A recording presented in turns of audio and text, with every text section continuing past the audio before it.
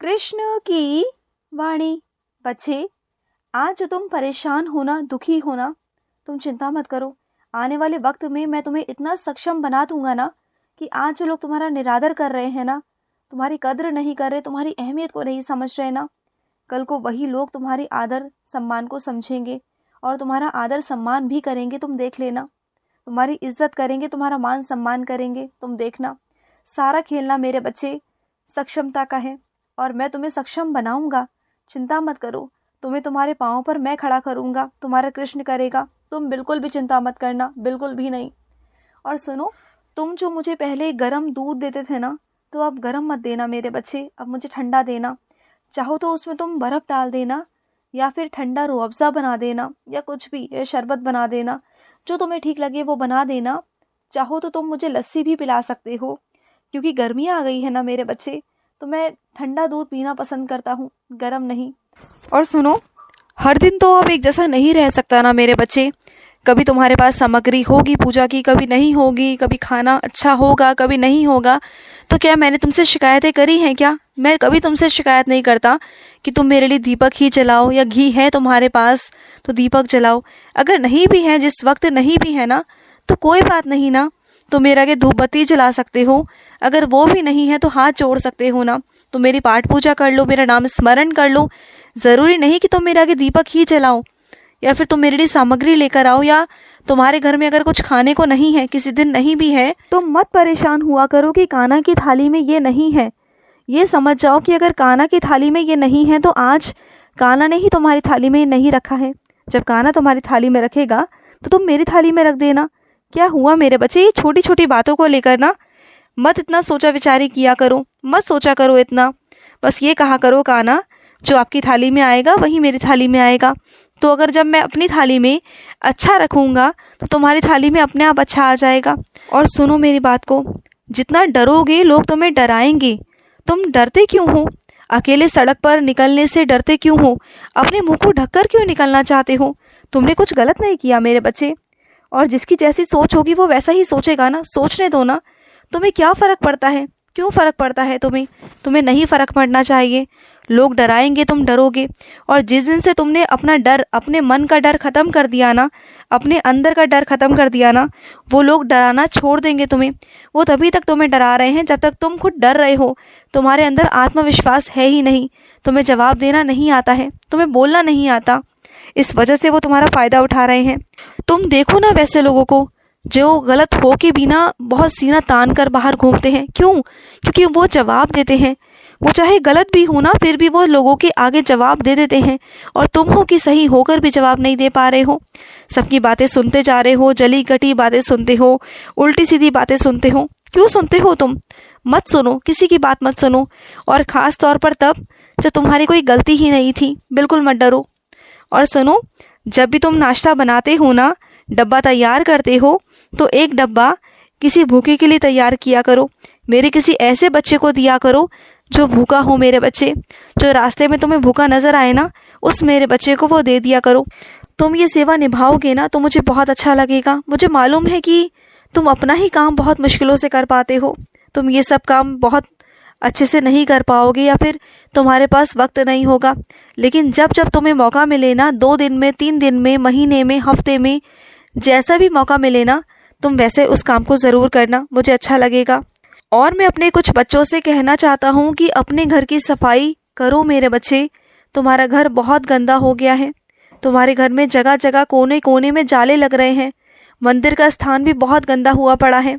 चीज़ें उथल पुथल हुई पड़ी हैं, तो उन्हें साफ़ कर लो मेरे बच्चे। मंदिर का गंदा रहना, घर में जाले लगना, या फिर घर में गंदगी होना अच्छी बात नहीं होती मेरे बच्चे। और सुनो, अगर तुम्हारे पास कोई टूटी हुई चीज़ आ गई या पहुंच गई मेरे बच्चे, या तुमसे कोई चीज़ टूट गई ना, तो उन सब चीज़ों का वहम क्यों करते हो? क्यों इतना वहम है तुम्हारे अंदर कि ऐसा हो जाएगा, वैसे हो जाएगा, शगुन अपशगुन, इतने क्यों वहम करते हो तुम? इतने क्यों वहम है तुम्हारे अंदर? इतनी नकारात्मकता क्यों है तुम्हारे अंदर? चीज़ है मेरे बच्चे, टूट गई, गलती से हो गया तो क्या हुआ? या फिर तुम्हारे पास अगर टूटी हुई आ गई तो इसका मतलब ये थोड़ी ना है कि तुम डरोगे, परेशान हो जाओगे, वहमों में पड़ जाओगे, उल्टा सीधा सोचोगे। पता नहीं तुम्हारी सोच कहाँ से कहाँ पहुँच जाती है। कितना कुछ सोच लेते हो तुम। जो होना भी नहीं वाला ना, वो तक तुम सोच कर बैठ जाते हो और फिर खुद ही परेशान होते हो। तो मत परेशान हुआ करो, बिल्कुल मत हुआ करो। और सुनो, जो कुछ तुम नया लेने जा रहे हो ना, उस यंत्र पर ना एक काम करना, तुम वहाँ पर स्वास्तिक बनाना और वहाँ ओम लिखना। और ओम लिखने के बाद ना तुम एक काम करना, वहाँ पर एक नारियल ज़रूर फोड़ना। उसके बाद देखना कि वो काम तुम्हारा कितना सुंदर तरीके से होगा। वो जो चीज़ है ना तुम्हारे लिए, वो तुम्हारे लिए शुभ संकेत देगी आगे चलकर, देखना। और सुनो, किसी मानसिक रोगी को समझाना चाहते हो और वो नहीं समझ रहा, उसकी बातों को मनवाने के लिए, चीज़ों को करवाने के लिए ना लड़ाई झगड़ा मत करो, अकेले से कोई भी कदम मत उठाओ। उसके सगे संबंधी या परिवार वालों के साथ मिलकर ना तभी तुम उसकी दवाइयाँ शुरू करवा सकते हो और तभी उनका इलाज भी शुरू करवा सकते हो। अकेले में ना तुम कुछ नहीं कर सकते, और अकेले करना भी मत, तुम्हारे लिए जानलेवा हो सकता है, क्योंकि वो अभी अपने आप ही में ही नहीं है, वो अभी मानसिक तनाव में है मेरे बच्चे। और उन्हें क्या पता कि वो क्या कर रहे हैं, क्यों कर रहे हैं, कैसे कर रहे हैं, किसके साथ कर रहे हैं ना, उन्हें समझ नहीं आएगा। तो तुम ना अकेले से सब कुछ मत करना, सबकी जानकारी में वो बातें होनी चाहिए, परिवार की जानकारी में वो बातें होनी चाहिए, क्योंकि सारी जिम्मेदारी तुम्हारी नहीं ना, सारा सब कुछ कल को तुम्हारे ऊपर आ जाएगा, जो मैं बिल्कुल भी नहीं चाहता, बिल्कुल नहीं चाहता। और सुनो, अगर तुम किसी पशु पक्षी को घर में रख रहे हो, उन्हें पाल रहे हो ना, तो उनकी देखभाल बहुत अच्छे से होनी चाहिए मेरे बच्चे। वो बेजुबान जानवर हैं, वो बोल नहीं सकता। अगर उनकी तबीयत ठीक नहीं है ना, तो वो बोल नहीं पाएंगे तुमसे, लेकिन तुम्हारा फ़र्ज़ बनता है कि तुम उनका ध्यान रखो। और तुम अगर उन्हें रख रहे हो, संभाल रहे हो, पाल रहे हो ना, उनकी देखभाल कर रहे हो ना, तो उनकी देखभाल तुम्हारे हाथ में है, सब कुछ तुम्हारे हाथ में है। जब तुम उनके साथ अच्छा करोगे ना, तो वो तुम्हें दुआएं देंगी।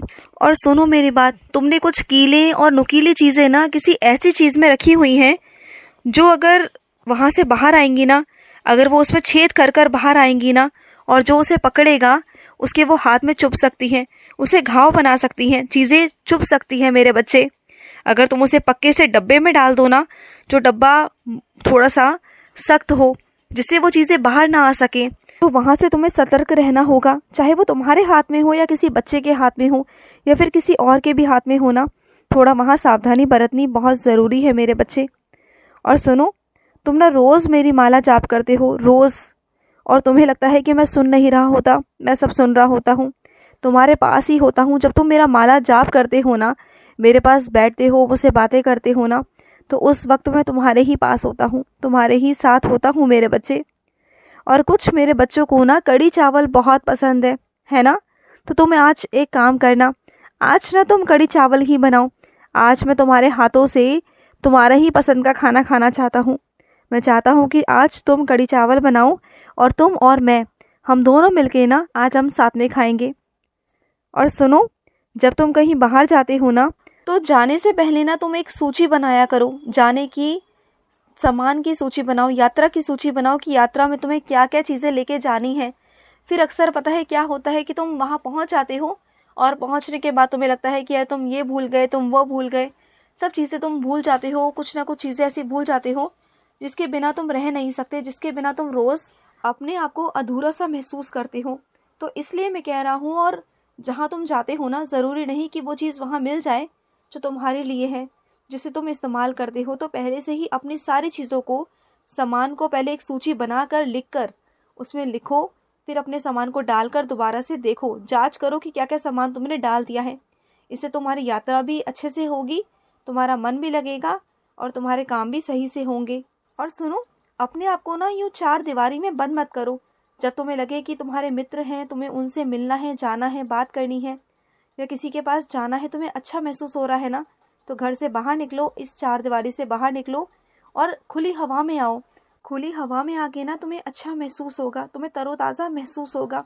खुद को ना कैद से बाहर निकालो। ये कैद जो तुमने कर रखा है ना अपने आप को, इस कैद से तुम बाहर निकलो मेरे बच्चे, ज़रूरत है तुम्हें। खुश रहो। आज का कृष्ण संदेश समाप्त हुआ।